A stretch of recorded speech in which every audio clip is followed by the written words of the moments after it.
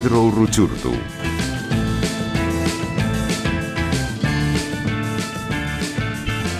Muy buenos días, amigos, bienvenidos a otro Aquí se habla libertad, como todos los jueves, acompañándoles en la señal de Radio Caracas Radio, en la dirección general de la estación Jaime Nestares, en la gerencia de producción Willy Zarcaya, en la producción Catherine Manzano, Justo Navarro y Malala Nogales, en los controles César Arteaga, aunque hoy está Bururú, que está en los controles hoy. Y por supuesto recuerden que nos pueden sintonizar como siempre a través de www.rcr.tv, la radio que se ve, la mejor manera de conectarnos, y también seguirnos en nuestras redes sociales, en Twitter, en Periscope, @RCR750. Y bien, tenemos hoy mucho que analizar, mucho que discutir sobre lo que ha venido pasando en Venezuela, y pues a eso le vamos a dedicar el programa de hoy, que además también le vamos a dedicar a conversar sobre Occidente, la importancia estratégica de Occidente y todas esas batallas, no solamente que tenemos que seguir dando en Venezuela, sino también en la región. Y eso es precisamente hoy el propósito de este programa, por lo cual tendremos además a dos invitados muy especiales con los cuales estaremos conversando. Pero volviendo a lo que ha sido esta semana en Venezuela, creo que la primera y más importante reflexión que debemos hacer es que ya no hay sorpresa. Es decir, seguir creyendo que en Venezuela algo puede sorprendernos de lo que hace el régimen, no solamente demuestra nuestra capacidad de subestimar lo que ese régimen es capaz de hacer, sino también no entender realmente a lo que nos estamos enfrentando. Lo que vimos ayer no es sino la cara natural del chavismo, ese chavismo que durante 20 años ha sometido a Venezuela a través de la muerte y de la miseria, a través de las balas y del hambre, del dolor, y que ya no les importa. Es decir, yo creo que la gran lección que le deja el chavismo a Venezuela en estas últimas semanas, estos primeros 16 días del 2020, y por supuesto todo lo que ha sido la actuación en los últimos meses, es que no les importa nada. No les importa saltarse la institucionalidad, transformarla, tergiversarla, replantearla, reconceptualizarla, no les importa. Y la primera reflexión a la que tenemos entonces que hacer mención es que ya nosotros, aún siendo demócratas y aún entendiendo que el campo de la política es el campo que nos permite precisamente, solventar, conversar, solucionar determinadas cosas, la realidad es que ya en Venezuela no hay discusión en torno a conceptos políticos. Esa discusión debe trascender. Ya nosotros no podemos seguir hablando de democracia versus dictadura o de persecución de un régimen que tiene miedo y que por lo tanto, como tiene miedo, hace lo que hace. Todo lo contrario. Ya no hay espacio, ya no hay momento para seguir con estos clichés, estas frases que durante 20 años han sido parte del diagnóstico. Y seguir diciendo que el régimen tiene miedo es uno de las grandes problemas en términos del diagnóstico que hemos hecho. El régimen no tiene miedo, no le importa hacer lo que hace. Y no le importa al tal punto que incluso hicieron lo que hicieron el 5 de enero y ahí sucesivamente, y hasta el día de ayer que pues decidieron disparar contra una delegación de diputados que se dirigía al Palacio Federal Legislativo, y no pasa nada. Y no pasa nada porque por un lado el régimen no siente que tenga una amenaza creíble, una amenaza real que lo haga hoy retroceder o le haga hoy ceder, porque entre otras cosas el mismo poder encargado que se encarga de dirigir los destinos de Venezuela en manos del señor Juan Guaidó, pues la verdad es que no ha hecho nada como para que ese régimen sienta que realmente está amenazado y bajo contra la pared. Lo importante en todo esto entonces es comenzar a reflexionar de que ya no hay espacio para la sorpresa. Cada vez que nos dicen que estos ataques son una muestra más que desnuda al régimen, que desnuda a la dictadura, y que el mundo se está dando cuenta, que pasaron la raya, que el mundo los está viendo, cada vez que se dice eso el régimen se ríe. Y se ríe porque sabe muy bien que al final cada uno de sus ataques pareciera que se analizara o pareciera que se contara como si fuera algo nuevo. Es decir, como si empezara de cero, como si esto no fuera un acumulado, como si lo del 5 de enero no era la continuación de una estrategia de anulación del Parlamento que comenzó desde el mismo día en que ese Parlamento fue electo con los 2/3 y la mayoría calificada. Todo lo han hecho intencionalmente Y nosotros seguimos cayendo en el juego entonces del análisis en cuanto a, bueno, es que la dictadura y nosotros los demócratas vamos a derrotar a la dictadura en los términos que la política nos exige. Lamentablemente, para poder volver a la política hay que derrotar un régimen que no es político en el sentido estricto, en el sentido de su comportamiento, que se comporta como criminal, que se comporta como un maleante, y porque es lógico, es su naturaleza. Su naturaleza tiene que ver, es delincuencial, hay que decirlo, y se ha dicho hasta el cansancio. Lo analizamos la semana pasada con Joseph Gumire, lo seguimos conversando, lo seguimos viendo, estamos viendo todo el entramado regional por parte de ese régimen, pero seguimos cayendo en esas discusiones estériles, además, sobre la naturaleza dictatorial de algo que ya desde hace rato dejó de ser, por supuesto, una dictadura, en el sentido como es peor que eso, es a lo que me quiero referir. Y precisamente hoy en Twitter leía a Rory Branker, que lo sigo, y ponía algo que es muy cierto. Se preguntaba: estamos sorprendidos porque la Guardia Nacional y los paramilitares actúen juntos. Estamos impactados porque Cabezamango hiciera una entrevista a mano armada. Nos asombra que destruyeran y dispararan a vehículos, a diputados. Tenemos dudas que el Parlamento está tomado permanentemente por esas fuerzas.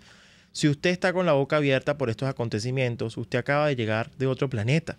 Aterrice. Habrá un momento en el que todo esto dejará de ser culpa directa de Chávez y comenzará a ser culpa de la oposición. Nuestra culpa. Y nuestra culpa porque cada vez que el régimen hace lo que hace, nos vuelve y nos da la bofetada y nosotros decimos: oh, mira, me pegó. El mundo tiene que darse cuenta de lo que está haciendo el régimen, cuando el régimen tiene 20 años haciendo esto de todas las formas posibles. Y pues gran parte de la dirigencia opositora sigue haciendo lo mismo, que pues precisamente también durante 20 años ha hecho que ese régimen hoy esté donde esté, prácticamente incluso en su peor momento, digamos, de debilidad, en su momento de peor desempeño, de por supuesto el desconocimiento internacional, todo lo que ha venido pasando, y con todo eso seguimos haciendo lo mismo. Y esto lo quiero conectar también con el gran debate que se dio esta semana en torno a Telesur, porque obviamente ese fue el gran tema, el gran debate. Para algunos Telesur es indispensable en los términos de que el gobierno interino requiere una plataforma de propaganda para poder llevar la verdad de lo que está ocurriendo en Venezuela y lo que realmente pues las fuerzas democráticas están haciendo. Otros afirman que no es una prioridad hablar de Telesur si partimos del hecho de que Telesur no solo es un enorme gasto porque al final es un canal financiado con fondos públicos, es un enorme gasto mientras el país requiere medicamentos, hospitales, alimentos. Y la realidad es que acá, incluso partiendo de cómo se origina este debate, ya hay un gran error por parte del interinato, porque ni siquiera se planteó la recuperación de Telesur en un sentido estratégico. Se presentó como recuperar un canal más, como si fuera relevante tener un canal más, como si fuera necesario tenerlo, pero no se habló, por ejemplo, de que una guerra no convencional como la que vivimos, obviamente uno de los campos principales en el que se lucha en una guerra como esa es el de la opinión pública. Y desde luego una de las cosas que hay que desmontar es la propaganda de la izquierda. Y obviamente eso trae como consecuencia tener que recuperar o arrebatarle espacios que esa izquierda ha tomado y durante años ha utilizado para mentir y llevar a cabo pues parte de sus acciones que entre otras cosas son criminales. Pero es que no se planteó así. Entonces, cuando ni siquiera se plantea en un sentido estratégico y ni siquiera se explica quién va a pagar eso, cómo va a funcionar, quién lo va a hacer, pues obviamente el venezolano lo descarta, lo ve como irrelevante. Y eso tiene que ver con el diagnóstico. Mientras aquí nos sigan diciendo que se va a recuperar Telesur porque le estamos dando un zarpazo a la dictadura para denunciar lo que esa dictadura hace como si el mundo no lo supiera, en lugar de decir que lo que estamos es recuperando un campo de terreno en el cual es imprescindible, partiendo de que estamos en una guerra no convencional, luchar en la opinión pública. Si se hace de esa manera y si no se dice para realmente lo que es el canal, pues obviamente nadie lo va a tomar en serio. Y es lo que ha venido pasando con Telesur. Y todavía entonces nos dicen que sí, que es una medida efectiva, que el Foro de Sao Paulo, obviamente que el Foro de Sao Paulo hay que derrotarlo desde la opinión pública, obviamente hay que hacerlo desde la propaganda, obviamente hay que hacerlo, pero pensar que eso tiene que hacerlo un gobierno desde un canal pagado por ese propio gobierno, pues esa es una de las primeras discusiones que tenemos que dar. Porque un gobierno debe tener un canal público que además es un medio de propaganda como ha sido utilizado? Porque vamos a estar claros, para lo que usaría el interinato ese canal no es muy distinto para lo que el régimen usa BTV y todo el sistema de medios que tienen a su disposición. Entonces, cuando no se plantean las cosas desde el sentido estratégico, cuando no se plantean las cosas desde la real necesidad, pero lo que realmente se necesitan, pues claramente la gente lo va a subestimar. Y eso fue lo que pasó con Telesur. Además, ¿qué dice la gente? Ni siquiera pudieron recuperar la señal de ANTV cuando el propio chavismo la tomó y ganaron el Parlamento, y van a venir a recuperar un canal que al final ni siquiera la gente ha entendido su utilidad. Entonces, como yo lo decía ayer en mis redes, pues pareciera que no tenemos Palacio Federal Legislativo, pero sí tenemos ahora, supuestamente, porque tampoco todavía lo tenemos, Telesur. Y nadie responde. Y nos siguen diciendo que eso es un gran logro. Y la verdad es que mucho de lo que hay que hacer pasa por tener el diagnóstico correcto. Hay que hacer el diagnóstico correcto, no solamente del régimen, no solamente de lo que ese régimen hace, no solamente de su naturaleza, sino también el diagnóstico correcto del interinato. Cómo está actuando el interinato, qué está haciendo el interinato en efecto para cesar la usurpación. Esto no se trata de subir el sueldo a $120. Primero, porque nadie explica de dónde va a salir esa plata, nadie dice cómo se va a hacer, y además tampoco es la tarea del interinato. El interinato tiene una tarea fundamental, que es el cese de la usurpación, que por cierto, del cual por cierto ya nadie habla. Ya nadie habla. Entonces, lo que vimos ayer no es otra cosa que la cara natural de un chavismo que siempre ha hecho lo mismo. Siempre ha hecho lo mismo. Y eso es lo que entonces yo reflejaba ayer también en mis redes. Yo decía, bueno, es que hay cosas que no se entienden. Dicen que el chavismo es usurpador, pero entonces van y le piden en una carta que por favor los dejen entrar al Palacio Federal Legislativo porque es un derecho, que no sé qué más, pero además también van a dialogar con ese chavismo. Pero es usurpador. Y usted le implora a través de cartas que por favor rectifique. Dicen que el chavismo es terrorista, pero entonces van y lo reincorporan en la Asamblea Nacional. Y es parte entonces de las discusiones. Y peor todavía, dicen que el chavismo es violento porque les dispara, atentó contra la vida. Literalmente hubo, si en efecto el señor se cree presidente interino, un intento de magnicidio, pero entonces también escuchamos a voceros del G4, de un partido que soporta o que apoya al presidente interino, decir que van a escoger a un CNE con ese chavismo porque hay que escoger un nuevo CNE porque hay que ir a elecciones. Entonces, el gran problema es que nadie cree, nadie confía, porque se dice una cosa y se hace otra. Si el chavismo es usurpador, terrorista y violento, si el chavismo fue capaz de hacer lo que hizo el 5 de enero delante de todo el mundo, y literalmente del mundo, si decimos que tiene vínculos terroristas, como se ha denunciado el propio gobierno interino, lo hizo recientemente en una serie de tweets, y si decimos que es violento porque además dispara y atenta contra la vida de los diputados, entonces ¿cómo es que vamos a escoger un CNE con ese chavismo? ¿Y cómo es que entonces vamos a reincorporarlo en la Asamblea, los vamos a tratar como unos diputados más? ¿Y cómo es que además le vamos a implorar, reconociendo por cierto como ministros a quienes son usurpadores, que por favor nos dejen entrar al Parlamento? O peor aún, sacar un comunicado en el que dicen que no se van a reunir con la delegación de Oslo, pero dicen que eso puede cambiar si desmilitarizan el Palacio Federal Legislativo. Entonces, si no hay actitud de firmeza, si no hay coherencia, si se dice una cosa y se hace otra, obviamente nadie va a confiar. Es preferible que le digan al país la verdad, aunque a la gente no le guste esa verdad, a que le sigan mintiendo porque la decepción es peor. Y resulta que apenas van 16 días del 2020 y obviamente hay una gran preocupación en la gente, basta con verlo. Tuve la oportunidad de estar este martes en la procesión, número 164 de la Divina Pastora. Espectacular, obviamente apoteósica, un montón de gente con una fuerza enorme, con una voluntad de seguir luchando enorme, pero también consciente de la decepción y que quiere que le hablen con la verdad. Eso es todo. Entonces, la gran reflexión es que acá, mientras no haya coherencia, mientras sigamos haciendo este tipo de cosas, mientras sigan cometiendo los errores, pues lamentablemente no vamos a lograr el objetivo que es la libertad de Venezuela. Y la rectificación de la ruta no tiene que ver con una disculpa pública, sino con la concertación de intereses en privado que realmente busquen la libertad de Venezuela. Hoy, lamentablemente, y es lo primero que debe reconocer el gobierno interino, se le fue arrebatado el Palacio Federal Legislativo. Hay que decirlo. Le fue arrebatado. Se le fue arrebatado por parte del régimen. Y sí, el Parlamento no es el Palacio, el Parlamento son sus diputados, ciertamente. Pero esa épica de que supuestamente hubo un quiebre militar porque empujaron una puerta y la abrieron, ayer quedó demostrado que al régimen no le importa y que además no fue tan así como nos explicaron.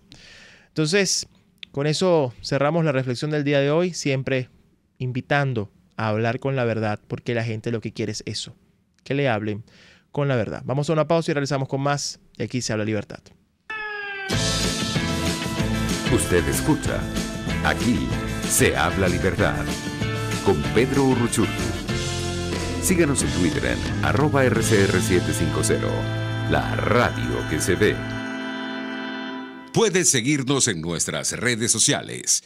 En Twitter, @RCR750, la radio que se ve. ¿Te imaginas unos deliciosos y súper cremosos helados libres de azúcar, libres de lácteos, libres de huevos, libres de gluten, libres de culpas? Te lo tengo. Heladería Vegan Fruit lo hizo posible y aptos para todo tipo de personas. Los heladitos Vegan Fruit los encuentras en los mejores supermercados y tiendas de delicateces. Síguelos en las redes. @heladería Vegan Fruit.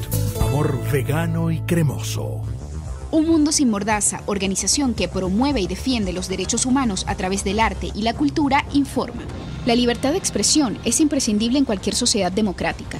Es un derecho consagrado en los artículos 13 de la Convención Americana de los Derechos Humanos y 19 del Pacto Internacional de los Derechos Civiles y Políticos. Además, está previsto en los artículos 57 y 58 de la Constitución Nacional. Somos Un Mundo Sin Mordaza, organización que promueve y defiende los derechos humanos a través del arte y la cultura. En la crisis se encuentran las oportunidades. Aquí en Sin Estrés se las mostramos con invitados especiales que nos regalan sus experiencias por una Venezuela mejor. Cada tarde, de lunes a viernes a las 3, desde el emprendimiento, la educación, la salud y el entretenimiento. Por nuestra calidad de vida se nos hace necesario tomar un respiro del agobio diario, dedicar unos minutos a la salud mental y emocional para vivir sin estrés. Sin Estrés, de lunes a viernes a las 3 de la tarde por RCR 750 AM y RCR.tv, la radio que se ve. Les estamos presentando Aquí se habla libertad, con Pedro Urruchurtu, por RCR.tv, la radio que se ve. Bien, de regreso en Aquí se habla libertad y hoy pues tenemos ya nuestro primer invitado en línea. Una de las cosas que precisamente le dimos el nombre del programa del día de hoy es el sentido estratégico de Occidente y precisamente hay batallas tempranas. Yo lo mencionaba más temprano esta semana en mis redes sociales. Hay batallas tempranas para quienes defendemos la democracia y la libertad y una de ellas tiene que ver con la Organización de los Estados Americanos, que el 20 de marzo escoge a su nuevo secretario general o a su secretario general. Y obviamente allí tenemos a Luis Almagro, que aspira a su reelección y que además todos esperamos que sea reelecto por 1000 razones. Luego podemos hablar de ellas y para eso también tenemos a nuestro invitado. Pero también implica, o sea, esto hay que verlo desde una perspectiva regional. Obviamente no hay que verlo solo desde el ámbito de la OEA, sino lo que significa para una región que está bajo amenaza y que creo que el 2019 lo dejó bastante claro. Y por esa razón hemos invitado al día de hoy a Héctor Chamis, analista, escritor, buen amigo además de la causa democrática venezolana, de la causa de la libertad, para conversar con él precisamente, conocer su análisis, su perspectiva, además no solamente en los términos, como lo decía, de la OEA, sino también de todo lo que ha venido pasando en Irán, obviamente las implicaciones de lo que está ocurriendo en Medio Oriente, en América Latina y obviamente lo que son los vínculos de los llamados gobiernos bolivarianos con el terrorismo, el crimen internacional, que también han hecho mucho daño. Hola Héctor, gracias por acompañarnos. Pedro, un gusto para mí, gracias por invitarme. No, gracias a ti, un gran saludo desde Caracas. Héctor, lo primero que obviamente a lo que quiero hacer mención es al tema de la OEA, porque al final no cabe en el imaginar la lucha por la libertad y la democracia no solo de Venezuela, sino el fortalecimiento de una región que ha avanzado muchísimo en los últimos 5 años gracias al empuje que le ha dado el propio Luis Almagro a la organización. No se podría entender la OEA si hubiera un cambio en este momento, cuando sabemos que además hay múltiples fuerzas operando para que ese cambio se dé, porque entienden lo que ha significado Luis Almagro para la región. ¿Cómo lo estás viendo y cuál es la importancia que tú le ves a esta elección del próximo 20 de marzo? Bueno, yo creo que es fundamental para la democracia venezolana, es fundamental para que Venezuela pueda finalmente arribar a su tan ansiada democratización, que tendrá impacto además regional sobre la democracia en el continente, la cual está bajo ataque, la cual está golpeada, como sabemos, por proyectos políticos que no son democráticos. Son proyectos políticos que llegan al poder por el voto, uno de los componentes de la democracia, pero una vez en el poder desmantelan los demás componentes institucionales de la democracia. Entonces, lo de Almagro es axiomático, yo diría, ¿no? La conversación de los demás candidatos es clara, en el sentido de, bueno, no estigmatizar a Venezuela, no acusar a Maduro, acordar con Maduro.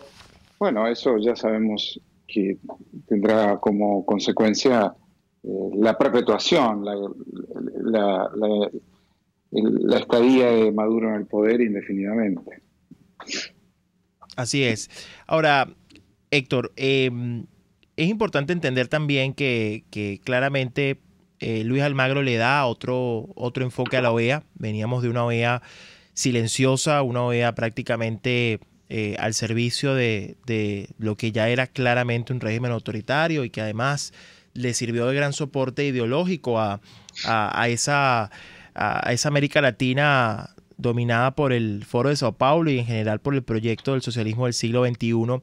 Y claramente la llegada de Almagro implicó no solamente porque muchos pensaban que él podía haber seguido esa ruta, no solamente por los apoyos que recibió en su elección, sino obviamente por provenir de donde provenía, venía de ser el canciller de Pepe Mujica, en fin, había toda una expectativa que al final él mismo se encargó de dejar muy claro que su rol no era para apoyar concretamente a ningún régimen de este tipo, sino defender la democracia y la libertad, ¿no? Si hoy analizáramos de manera rápida el legado que deja Luis Almagro en este momento y que hace imprescindible su reelección, ¿tú cuáles crees que serían los 3 hitos en tu análisis que hacen que hoy Luis Almagro deba ser reelecto y que haya hecho ese antes y después en la OEA?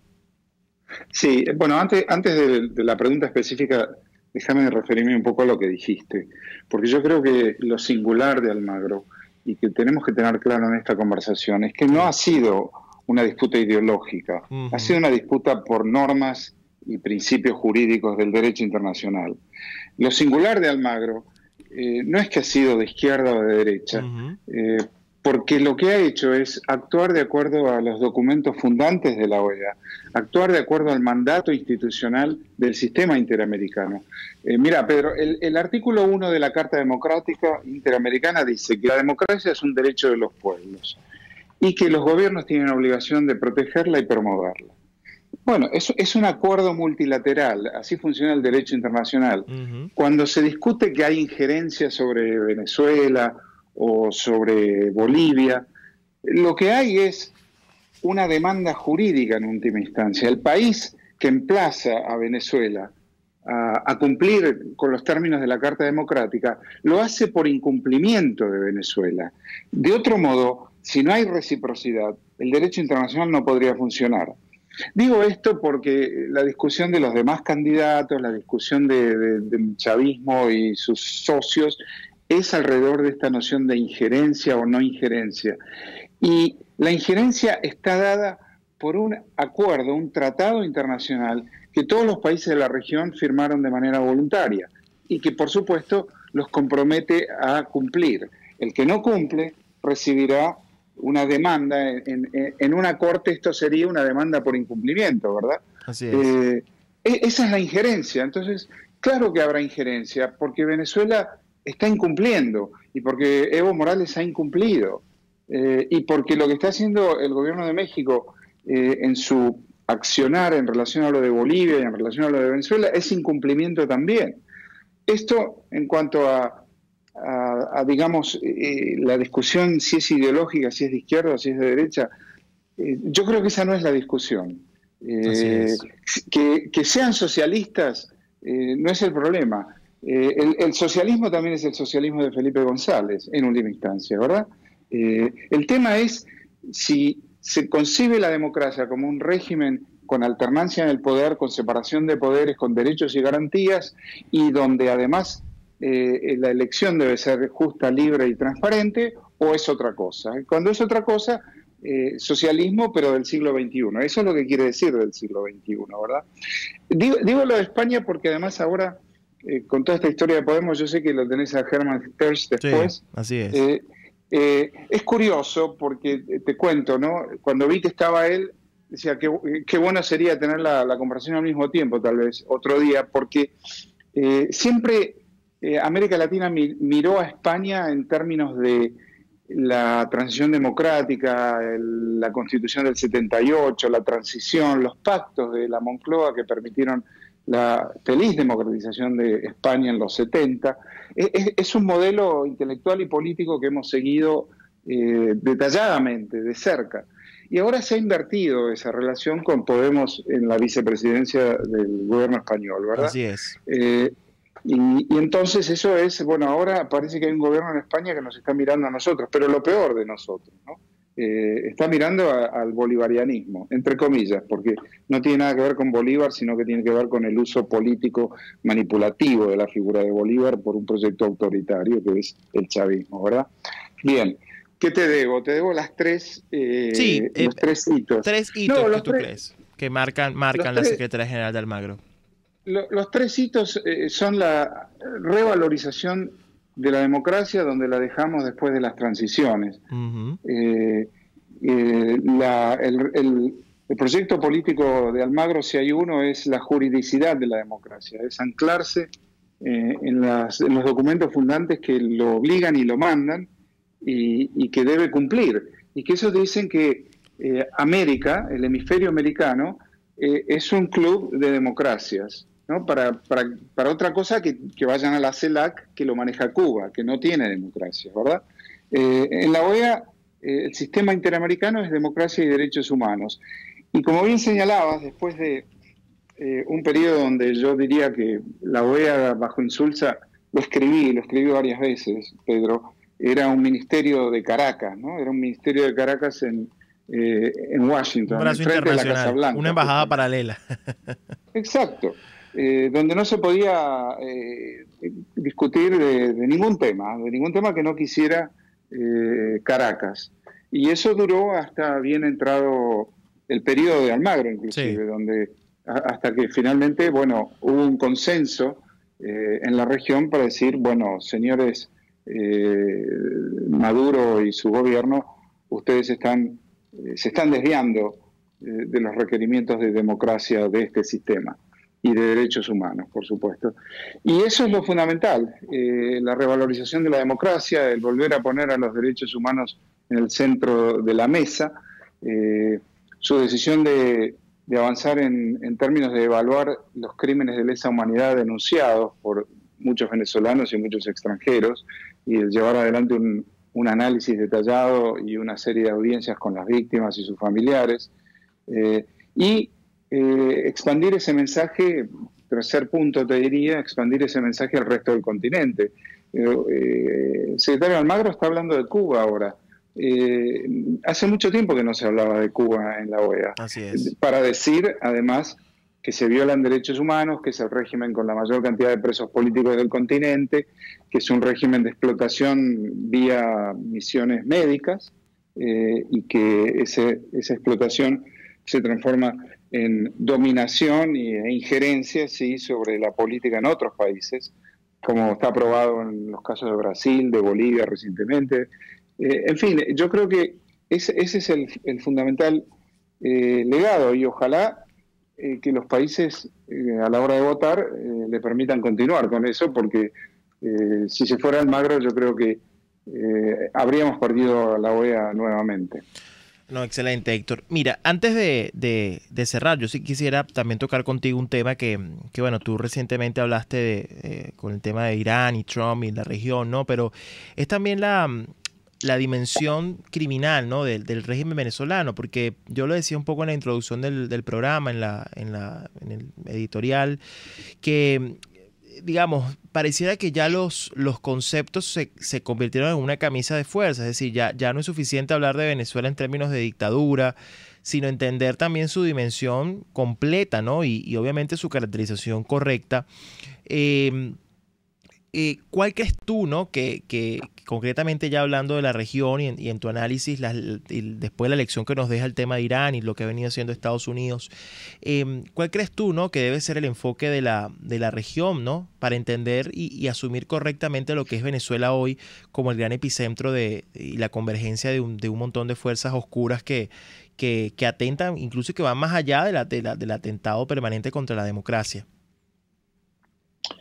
Bueno, una de las, yo diría, trágicas consecuencias de los 20 años de chavismo ha sido la instalación del crimen organizado, del crimen transnacional, como un actor político en la región. Así es. Cuando se dice narcodictadura terrorista, bueno, uno se refiere a eso, un régimen criminal que ha tomado el aparato del Estado en Venezuela y desde donde, por un lado, protege y apaña otros grupos criminales, regionales y extrarregionales, el ELN, que es regional, que es colombiano, pero sus vínculos con Hezbollah están documentados acabadamente. Desde ahí, la estrategia de dominación de este régimen autoritario, por definición, obviamente, ha sido expandir los ilícitos a través del continente. Lo que estamos empezando a enterarnos de Bolivia apunta en esa dirección, ¿verdad? La corrupción, que usamos el término corrupción, pero no alcanza, porque corrupción es cuando, bueno, un funcionario público se queda con un dinero indebido, digamos, ¿no? Esto es mucho más que corrupción. Ese término no describe acabadamente lo que en última instancia se ha transformado en un régimen político en sí mismo, que es el crimen organizado como actor político y buscando el poder. Y en algunos lugares obteniendo el poder, como es en Venezuela. La lección de lo de Irán es que, bueno, están los 10.000 pasaportes que Tarek El Aissami entregó en el consulado de Venezuela en Damasco, ¿verdad? En el año 2008, 2009, por ahí.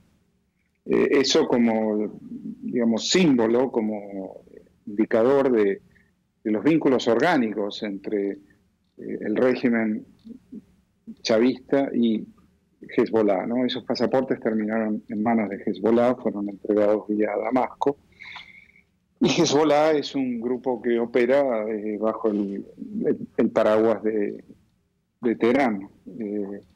Y bueno, el involucramiento de Hezbollah en el narcotráfico también está documentado, y esto por parte de la DEA. Y allí tenemos un esquema de poder oscuro y criminal, fundamentalmente criminal. Sí, no, y que al final es la gran lección para entender, ¿no? También las opciones reales que existen para poder derrotar un régimen como este, ¿no? Que lamentablemente ha tomado y ha secuestrado y nos ha convertido en rehenes de estos intereses. Muchísimas gracias, Héctor, por acompañarnos. Te tomo la palabra para hacer un próximo programa con Herman Tertsch y con otros para que hagamos una mesa abierta y discutamos varios temas que me parece interesantísimo, además tener siempre sus puntos de vista, y gracias además siempre por tu apoyo y por siempre estar atento a lo que es nuestra lucha, y por supuesto desde acá estaremos muy atentos a todo lo que tenga que ver con este proceso que se viene el próximo 20 de marzo en la OEA. Déjame decirte una cosa cortita sobre lo de España, que me parece fundamental. Es importante esta atención que bueno, vos ya estás dando hoy en tu programa, pero que tenemos que prestarle más atención por una razón muy simple. En el marco europeo, en el marco de la Unión Europea, España tiene un cierto monopolio del tema Venezuela y del tema América Latina. Muchos de los temas que tienen que ver con América Latina, Venezuela, Cuba, la democracia en la región, en el marco del Parlamento Europeo y de la Unión en general, ha sido interpretado, traducido por España, históricamente, por cuestiones obvias. Es peligroso, es preocupante que esa traducción comience a hacerla ahora Podemos y Pablo Iglesias, porque tiene vínculos estratégicos con lo más autoritario y lo más corrupto y lo más criminal de la política de América Latina, que es el chavismo, los cubanos y platas que ya está documentado que han recibido por canales oscuros e ilegales, ¿no? Así es. Entonces, esto es lo que me parece importante, que tenemos que ocuparnos de qué es lo que está pasando en España muy de cerca a partir de ahora. Así es, y lo vamos a hacer y contamos contigo más para un próximo programa, te estaremos contactando. Mil gracias. Era Héctor Chamis, escritor y analista, analizando pues todo lo que está pasando en la región con la OEA y en general pues con los retos, los desafíos para Occidente. Vamos a una pausa y ya regresamos con más De Aquí se habla libertad. Usted escucha Aquí se habla libertad con Pedro Urruchurtu. Síganos en Twitter en @RCR750, la radio que se ve. Puede seguir nuestra programación a través de rcr.tv, la radio que se ve. Informe RCR presenta titulares. El partido Voluntad Popular denunció el intento de asesinato del presidente encargado de la República, Juan Guaidó, por parte de colectivos del régimen de Nicolás Maduro el día de ayer. El diputado Carlos Berrizbeitia, segundo vicepresidente de la Asamblea Nacional, quien integraba la comisión de parlamentarios que fue agredida por personas violentas afectadas a Nicolás Maduro, enfatizó que los funcionarios policiales que estaban presentes cuando sucedieron estos hechos no hicieron nada contra estos agresores. Sí es cierto, es que ayer la gente dice, bueno, ¿y por qué le hacen un llamado a Padrino López? Bueno, porque es el ministro de Defensa y él es responsable de lo que pasó ayer. Es responsable porque él está amparando grupos irregulares, terroristas, en pleno centro de la ciudad de Caracas, que no solamente agredieron a los diputados que iban en el carro, a colegas periodistas tuyos, le quitaron los teléfonos. Hay una fotografía por ahí donde se ve perfectamente uno armado apuntando a una persona, está otra persona grabándolo. Es decir, estamos en un estado de indefensión en Venezuela que ya, ayer lo decíamos, ya definitivamente la vida de cualquier ciudadano no vale nada en las calles de Caracas. En el estado Táchira, docentes tomaron la calle este jueves para exigir mejor calidad de vida.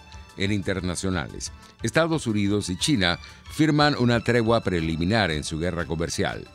Y en los deportes, Águilas del Zulia buscarán esta noche empatar la serie semifinal del béisbol profesional que disputa con Cardenales de Lara a 2 juegos por lado. 11:38.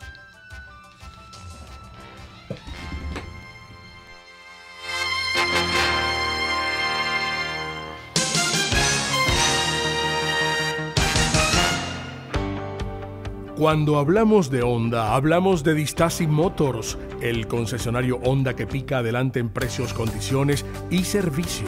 Todo el personal de Distasi Motors, tanto técnico como de atención, está actualizado, capacitado y certificado permanentemente para atender correctamente tu vehículo. www.distasi-honda.com.ve. Distasi Motors, tu concesionario Honda en Los Palos Grandes. Nelson Mandela. Los verdaderos líderes deben estar dispuestos a sacrificarlo todo por la libertad de su pueblo. RCR 750 AM, porque lo bueno une. Les estamos presentando Aquí se habla libertad con Pedro Urruchurtu por rcr.tv, la radio que se ve. Bien, de regreso en Aquí se habla libertad y bueno, otro de los temas que queremos tocar y que pues ha ido siendo cada vez más relevante, no solamente en la región, en Bolivia, en Venezuela, sino también en toda América Latina y por supuesto en España, tiene que ver con no solamente el nuevo gobierno español y la incorporación de Podemos a ese gobierno, lo cual obviamente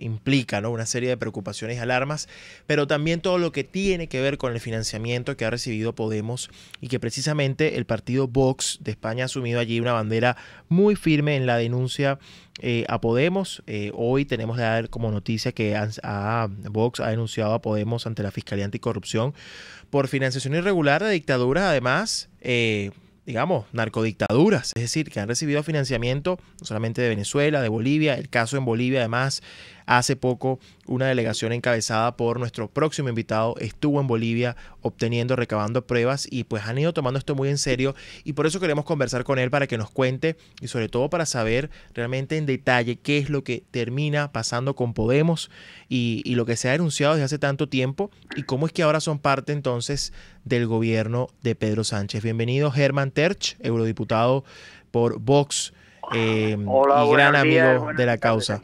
Gracias por acompañarnos, Germán. ¿Cómo estás? Saludos de Caracas. Encantado, un placer. No, igual. Germán, bueno, hoy amanece la noticia de que Vox denuncia a Podemos ante la Fiscalía Anticorrupción por recibir dinero de narcodictaduras. Ustedes han asumido además abiertamente una bandera frontal contra Podemos por esto, no solamente por lo que implica el hecho de su financiamiento, sino también por sus respaldos y apoyos que además de vergonzosos son preocupantes y más ahora siendo parte del gobierno. ¿Qué lectura le damos a esto, Germán?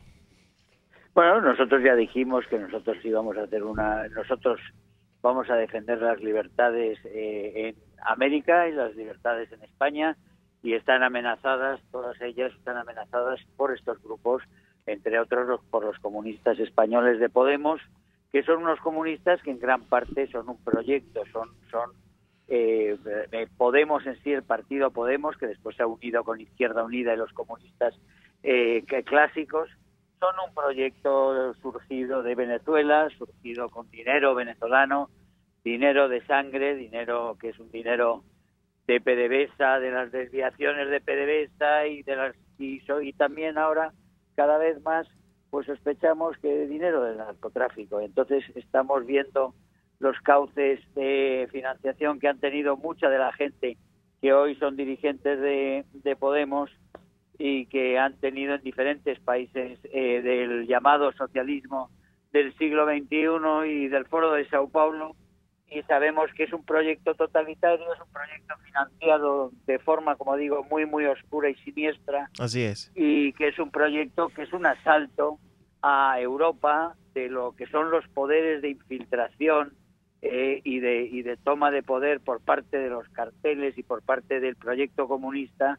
en Europa. Y el primer paso es de esta cabeza de puente que han logrado montar aprovechando la crisis, inicialmente la crisis que hizo cuajar a Podemos y después aprovechando que hay un irresponsable y un socialista que se ha hecho cargo del Partido Socialista y que realmente a través de engaños inmensos a todo el electorado diciendo exactamente lo contrario a lo que después ha hecho, pues ha creado una mayoría, ha logrado conseguir una mayoría escuálida, pero una mayoría con golpistas, con comunistas y con todo tipo de fuerzas enemigas de la democracia para formar un gobierno en España. Por eso es alarmante que haya ese cabeza de puente en España y pues nosotros estamos en Bruselas denunciándolo y también lo denunciamos en España y en España ya hemos dado estos pasos y nosotros estamos en una oposición frontal a lo que es este gobierno encabezado, es un gobierno social comunista, frente populista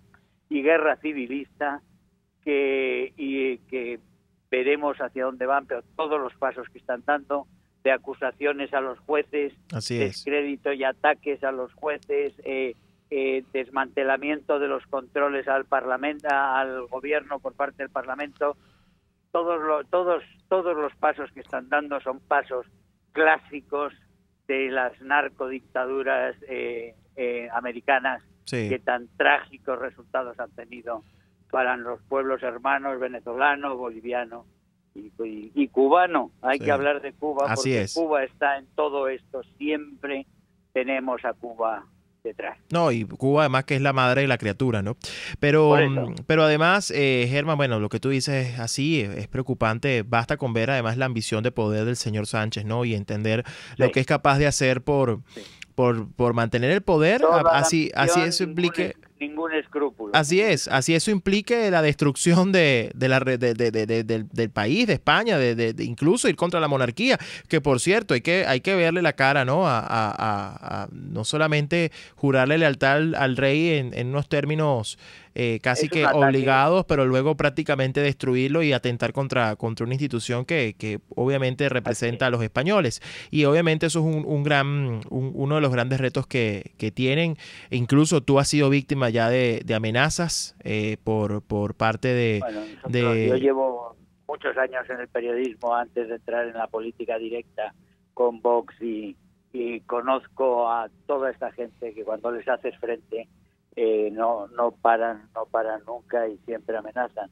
Pero lo que tenemos ahora que hacer y tenemos que ser conscientes en Venezuela, en Bolivia, en Nicaragua, en Colombia, en Chile, en Ecuador, en todos los países y en España, en todos los países que estamos amenazados, que estamos o gobernados o a punto de ser gobernados o hemos sido gobernados y nos quieren desestabilizar, que tenemos que hacer una coordinación de esfuerzos, tenemos que tener una firme alianza de los demócratas, de los anticomunistas, que tenemos que luchar contra estos carteles, que ellos se coordinan mucho, ellos se financian los unos a los otros, ellos tienen esas sinergias.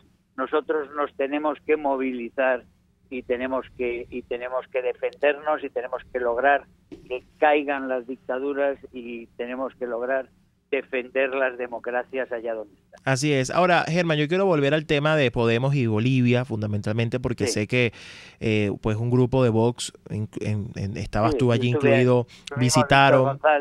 Así es, tuvieron la oportunidad de hacer acto de presencia y constatar de primera mano pues lo que ya, digamos, se había denunciado, se conocía, pero que ustedes descubrieron incluso peores cosas.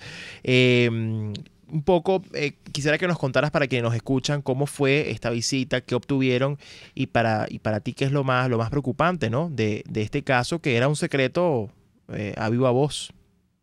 Bueno, nosotros hemos ido allí, nos hemos encontrado realmente con una disposición y una colaboración por parte de un gobierno magnífico que está haciendo todos los esfuerzos frente a esos intentos de desestabilización por parte de Evo Morales, que está en Argentina, inexplicablemente protegido, de los exministros y demás personajes que tienen todavía en la embajada mexicana, que inexplicablemente México sigue amparando.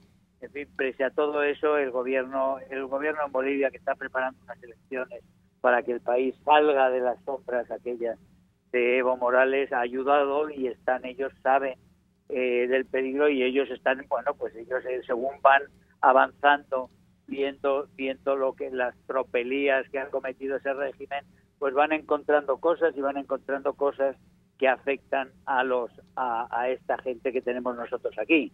Y todos los casos concretos que van saliendo y que vamos a ir compartiendo y que creo que la colaboración de la Fiscalía y del Ministerio de Gobierno de Bolivia seguro que va a ser ejemplar para buscar aquí y realmente localizar y denunciar ante el mundo, sobre todo, aparte de buscar a los responsables de una financiación ilegal que está prohibida, y más viniendo de dineros realmente extraños, unos dineros de unos regímenes financiados por los carteles de la droga, con lo cual las obediencias, nadie sabe aquí a quiénes obedecen estos personajes que tenemos en el gobierno y que van a tener influencia en la Unión Europea, qué obediencias tienen. Como digo, es una cuestión peligrosísima en la cual nos jugamos todos mucho, toda Europa también, no solo España, que los tiene en el gobierno, sino toda Europa y la seguridad nacional de todos los países europeos, de todos los miembros de la OTAN. Sí. Y además de Occidente. Y tenemos a un partido que tiene lazos con Irán, que tiene lazos con Venezuela y a través de ellos con Rusia, que tiene lazos con los carteles. Es decir, que tenemos realmente al enemigo de la OTAN que ha estado en el Consejo de Ministros del Gobierno de España. Es decir, es una situación absolutamente alarmante, anómala y tremenda. Sí, y una pregunta, Germán, obviamente ya con Bolivia han avanzado, sabemos con Bolivia que... ha avanzado y seguiremos avanzando y iremos las veces que haga falta, también lo queremos, estamos preparando todo esto para hacerlo en todos los países. Eso iba a preguntarte. ¿Han pedido o tienen pensado pedir? Exacto. Está en Ecuador y en los demás países, todos ellos estamos haciendo lazos, y quiero también anunciar que la resolución sobre Venezuela, que hoy se ha aprobado en el Parlamento Europeo, que hemos aprobado hace un par de horas, antes de montarnos en el avión, también prevé una misión del Parlamento Europeo para ir a Venezuela, y en la agenda de esa misión del Parlamento Europeo a Venezuela no le quepa la menor duda que va a estar muy arriba en la agenda también la cuestión de la financiación de estos partidos, de este partido en concreto de Podemos, por parte del régimen chavista de Chávez primero y de Maduro después, con gente muy conocida como Maduro, como Monedero, como Pablo Iglesias, como Errejón, todo gente que se ha movido y que ha tenido, algunos de ellos como Monedero, ha tenido poder real dentro de Venezuela. Todo esto lo queremos aclarar y no pararemos, a pesar de tener a un gobierno, como digo, un gobierno muy interesado en que se mantenga la oscuridad en todo ello. Así es, ¿no? Y además que yo creo que ese enfoque, el hecho de tener ese enfoque sobre el financiamiento y todo lo que ha venido ocurriendo, también permite a nivel de la comunidad internacional tener la comprensión correcta del tipo de régimen que se enfrenta. Es decir, es un régimen criminal, terrorista, y que además está poniendo en vilo a toda una región y a todo el hemisferio, a todo Occidente. Todo es un peligro. Que es más grave Yo terminé mi intervención ayer por la noche, terminé mi intervención sobre Venezuela diciendo que esto es una cuestión que nos afecta a todos. Hay que acabar con el régimen criminal, primero porque mata a los ciudadanos venezolanos de hambre o a tiros o de torturas o en detenciones. Primero porque mata a los ciudadanos venezolanos. Segundo porque es un peligro total para la región, para desestabilizar todos los regímenes democráticos y fortalecer las tiranías, los despotismos. Así y los carteles de la droga y los terroristas. Y tercero porque está dando el salto al Atlántico y se presenta ya como una amenaza directa a las democracias europeas y muy especialmente, por supuesto, a la española. Así es. Germán, ya tenemos que ir cerrando, ya producción me dice, pero quiero que en pocos segundos me des tu reflexión muy rápida sobre, sabes que la próxima semana en Venezuela se vuelve a dar una reunión del Foro de Sao Paulo, en Caracas. Obviamente ellos están organizándose para, avanzar en lo que ellos llaman su Agenda 2020, que es una agenda de desestabilización. ¿Cuál es tu mensaje para todos quienes estamos muy atentos y además hemos enfrentado al Foro de Sao Paulo porque entendemos su amenaza para todos? Mi mensaje es que el Foro de Sao Paulo es realmente la internacional del crimen, y como internacional del crimen hay que tratarla por parte de todos los regímenes y por parte de todos los regímenes democráticos y civilizados, y eso lo tienen que tener Estados Unidos también, y lo tienen que tener, y lo debería tener México, y lo deberían tener todos los países europeos muy claro. El Foro de Sao Paulo es un enemigo de la libertad y es ante todo, como digo, una inmensa red, es una internacional comunista del crimen. Así es. Bueno, Germán, muchísimas gracias por acompañarnos, gracias además por siempre tener una voz tan firme en el Parlamento Europeo, no solo con Venezuela, sino con la libertad, y esperamos que no solamente su iniciativa tenga éxito, sino que además pronto podamos recibirlos en Venezuela y además en libertad. Gracias siempre por acompañarnos. Seguiremos en ello. Saludos a todos. Y ni un paso atrás, como digo. Así es, era Germán Terch, eurodiputado por el partido Vox. Vamos a una pausa y ya regresamos con la última parte de Aquí se habla libertad. Usted escucha Aquí se habla libertad con Pedro Urruchurtu. Síganos en Twitter en @RCR750, la radio que se ve. Sintonícenos a través de Periscope @RCR750, la radio que se ve. ¿Quieres ser ciudadano italiano? Déjaselo solo a los mejores. Trámites Legales Express. Te ofrecemos la más amplia experiencia de asesoría y asistencia en trámites de ciudadanía italiana. Contáctanos 0424-249-0332, 0212-564-7870. No aceptes invitaciones. Trámites Legales Express. La solución en tus manos. Síguenos por Instagram, Consulado de Italia _ Trámites, y en trámitesconsuladoitaliano.com. Quiero invitarte al restaurante Tavola Calda La Lagunita, simplemente porque la vas a pasar muy bien. Los platos de su chef conjugan a la perfección el Mediterráneo con el Caribe, las porciones generosas y el ambiente es cálido y familiar. Comprueba que bien vale la pena en Instagram, @Tavola Calda La Lagunita, la experiencia gastronómica que siempre querrás repetir. Les estamos presentando Aquí se habla libertad con Pedro Urruchurtu por RCR.tv, la radio que se ve. Bien, última parte de Aquí se la libertad. Tuvimos dos invitados de lujo. Tuvimos una perspectiva no solamente regional, sino incluso iberoamericana, hemisférica también, de los retos que tenemos. Y pues la gran lección que nos deja todo esto, y lo conecto además pues con la importancia de la estrategia y cómo hay que tener la estrategia alineada, pues pasa por el diagnóstico correcto. Y mientras no entendamos que enfrentamos a un régimen de la naturaleza que tiene que es criminal, que tiene vínculos con el terrorismo internacional, que tiene pues todos los elementos que ponen en riesgo una serie de valores que nos unen como civilización, incluso en Occidente, hasta no entenderlo, pues será muy difícil alinear una estrategia que realmente los derrote. Y como siempre lo decimos, no estamos enfrentando políticos convencionales, estamos enfrentando criminales, y eso obviamente cambia en gran medida la manera, ¿no?, cómo se debe luchar contra un régimen como este.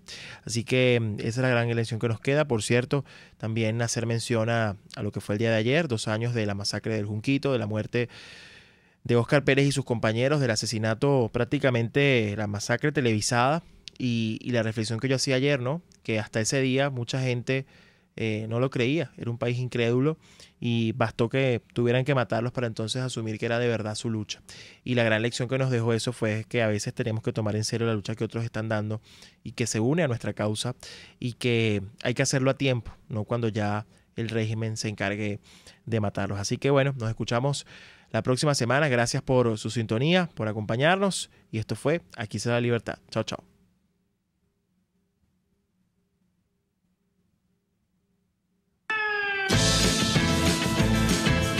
RCR presentó Aquí se habla libertad con Pedro Urruchurtu.